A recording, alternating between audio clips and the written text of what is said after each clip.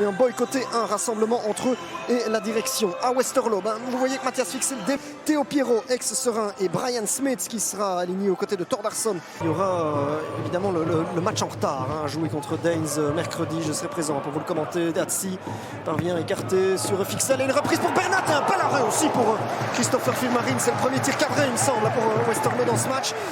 Voir le centre, vraiment excellent. Et là, oui, ça prenait le coin inférieur gauche.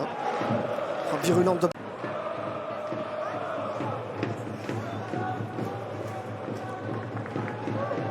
Vaneno, bien entendu, derrière le ballon. Ça s'élève bien, il est devancé. Firmarine, il y a le poteau qui vient le sauver. Ouf. Deuxième énorme occasion en 1 minute. Ça chauffe et la pression ne s'atténue pas avec Datsi maintenant. Van den Kebus, centre à Radosson et ça va terminer. On s'est gêné. Deuxième ballon, attention, pas gêné là, cette face au fond. Cette face au fond. Ils sont récompensés de leurs gros efforts dans ce début de match. On revoit ici, oui, Datsi et Foster se sont gênés. Ensuite, j'ai eu peur. Elle est nettement supérieure pour Westerlo. Oh, elle est pas mal cette passe de Yameogo vers Foster.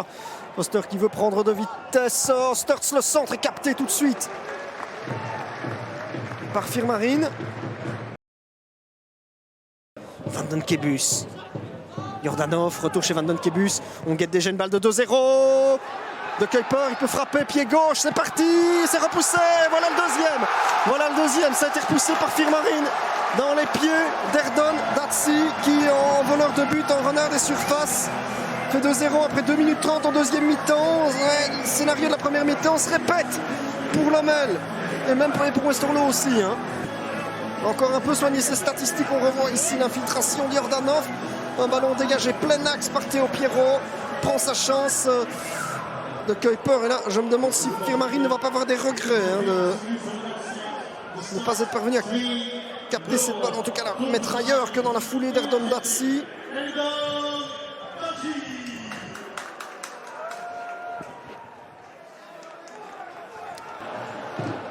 Ça pourrait revenir chez Fixel. C'est même revenu chez Fixel. Oh, qu'il est bon. Ce centre, c'est superbe. C'est absolument superbe, mais il y a une position de hors-jeu qui va priver Datsi d'un doublé coup sur coup. Mais ce centre de Mathias Fixel, c'est une pure merveille. Oui. La position de hors-jeu justifie. Et lui, ça ne sort pas. Oh, attention, l'erreur de Neven qui permet à Foster de repartir. Il y a un 3-0 qui approche. Datsi, le voici. Non. Oh, le cadeau. Petit cadeau, non pas de Datsi, mais de Jan Bernat à Christopher Firmarine. Avec Bernat Foster. C'est toujours en jeu. Foster dans ses œuvres qui passe. Petit filet. C'est même touché. Et la relance de l'ancien gardien d'Utrecht et des New York Red Bulls. Van den Kebus. Oh, quelle est belle cette balle en direction de Foster. Il va venir provoquer le Roll One. Foster. Firmarine repoussé. 3-0 pour Westerlo. Et celui-là, on va le laisser. On va le laisser à Jan Bernat. On va le laisser au joueur slovaque. Lommel coule. Westerlo ne repart pas d'ici avec les 3 points. Oh, Foster, c'est vraiment tout juste. La position, mais là, oui.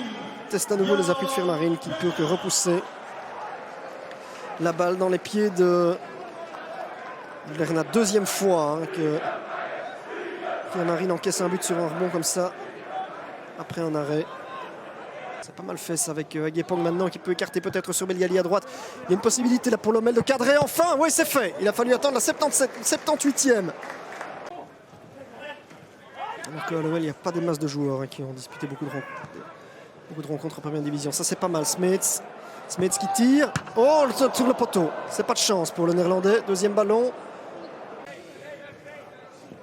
On va revoir ici la possibilité pour Smets qui a trouvé le montant.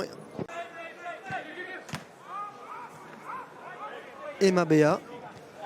Vetokele se chargeant du flanc gauche et Fassen du droit. Et là, ouais, Vetokele est déjà parti pour sa première touche de balle vers un 4-0. Non, Firmarine. On a déjà Thordarson suspendu. C'est pas le moment d'avoir lui en plus. On va attendre calmement. Le coup de sifflet final que voici. Là, c'est un succès sans appel. Il n'y avait qu'une seule équipe sur le terrain aujourd'hui. C'était celle de Jonas de Roek. Elle s'est imposée 3-0. C'est un score assez flatteur pour l'Omel qui